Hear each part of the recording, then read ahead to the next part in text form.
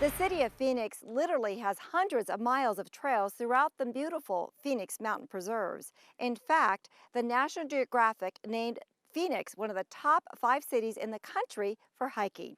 I'm here with Ranger Dan to talk about this beautiful Paestua Peak and the do's and don'ts when you're hiking. Let's talk about safety. Okay, Deb.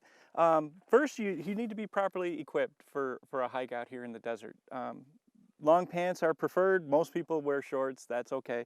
I would definitely go with sunscreen any time of year. Always. Yep. And hiking shoes are a plus. You don't want to go with open-toed shoes. No. A hat that keeps out the sun is very good. A ball cap just to keep the sun off the head is also good. Plenty of water. Bring more water than you think you're going to need. If you do need it, you're going to be glad you brought extra. That's right. If someone else needs it, they're going to be glad you brought extra. And then kind of know the terrain out here. It's very rocky, very steep in places, and sometimes people may wander off or get lost on a side trail. And if they see somebody else, they're afraid to ask for help. That's a big issue. If you ask for help, people are very willing to help you Absolutely. find your way. So, Like I said, I'm an avid hiker. I love to hike, and there's so many. The beauty about being here in Phoenix, there's so many different terrains. Talk about Paestua. This is kind of rocky, but we have North Mountain. That's a little bit more flat. You can bring strollers, you can bring Right. dogs. So there's different kinds of hikes for all different levels. right, we have very-free trails like at South Mountain and North Mountain, and we have very steep trails like Echo Canyon and Paestua Peak, very steep, and then we have everything in between. So it really is a great place to hike.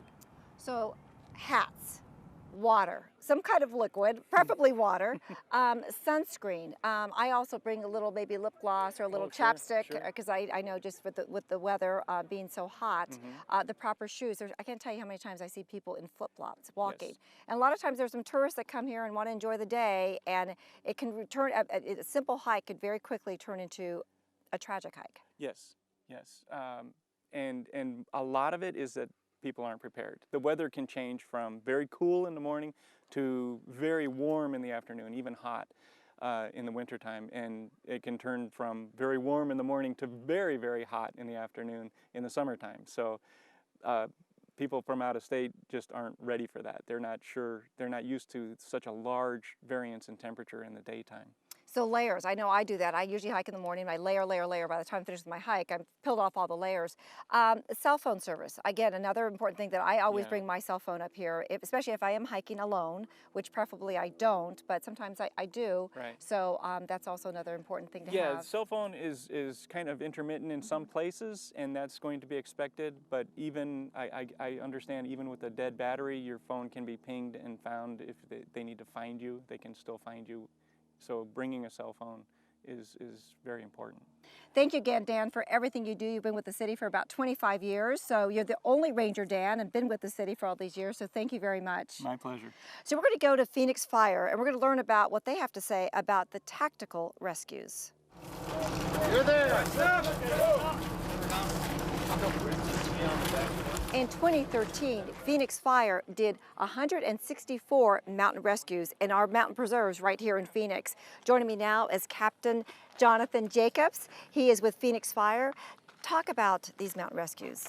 Well, you know what's important to understand is that every one of them's a little different. And so when the call comes into the 911 center, what we do is we kind of really think ahead of what are the resources that it's going to take. And we don't always have a really good idea of exactly what's going on until we make access to them. So we get a lot of questions about how many units does it take and why is there so many? And really the question to answer, and the way that I'd like to answer it, is that when we go to rescue somebody, we've never had anything really bad happen during those rescues. And that is just attributed to not only the training and the resources that the city provides, but also to the safety mechanisms that we use. And by having the appropriate amount of people and having the appropriate amount of resources there to be able to handle some of these rescues. And they range from just, it could be a twisted ankle and I can't move any further till I literally fell 10 feet down. I mean, they just are all over the place. Absolutely. And what happens most of the time, and a lot of the time, is that most of the information that comes through our 911 center is usually second or third hand information. Very rarely do we have the direct caller or the person that's involved in the incident on the phone.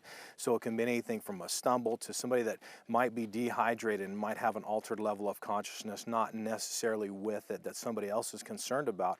Or it could be, like we experienced many times, a bee attack, or it could I've be had something that, actually. or it could be something more severe, as somebody has fallen, they were free climbing and fell to their death. And so a lot of times it's A to Z on exactly what the incident is gonna be, and we don't always have that information right up front. Let's talk about the importance of staying on the trail.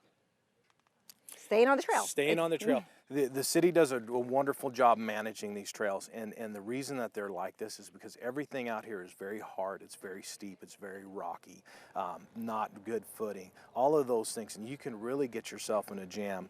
You add the summertime heat, dehydration, heat stroke, sunstroke, those type of events on top of some of these. It makes our mountains very, very advanced here in Arizona.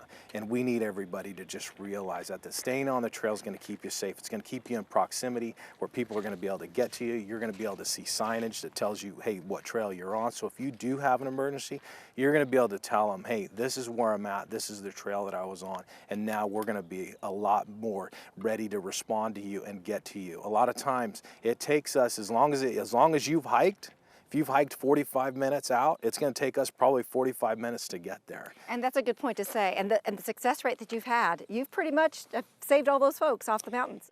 Yeah, absolutely. And what we'd really like to key on is if we're using a helicopter, if we're using what we call a big wheel with a basket and we're rolling somebody down, we always take into consideration what is the safest, not only for that person, but for our membership. And we've really been successful. We haven't had any accidents, and that's something that we pride ourselves on. It's something that is going to require a lot of resources, and so those are things that we just ask people to bear with us when we're on the mountain. We're really trying to do a good job and be successful in that rescue. Well, we thank you for everything you do, Phoenix Fire. Like I said, I'm an avid hiker, and we couldn't do it without you for all those mountain rescues. We really appreciate it.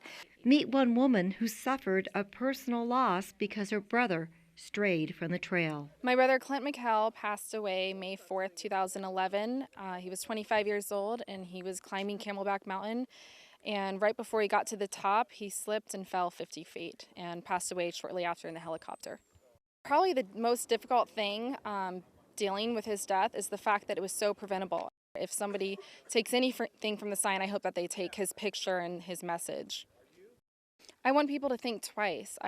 Before you make the decision of going off trail, think about it first. Don't just make an impulsive decision, and know your limits, and stay on the marked trails, and make sure you're prepared with enough water and the list that is on the safety sign. After Clint's tragic death 2 years ago, the city of Phoenix will erect a permanent trailhead later on this year, detailing safety precautions and telling Clint's story. Be safe out there while hiking and exploring the beauty of the desert trails.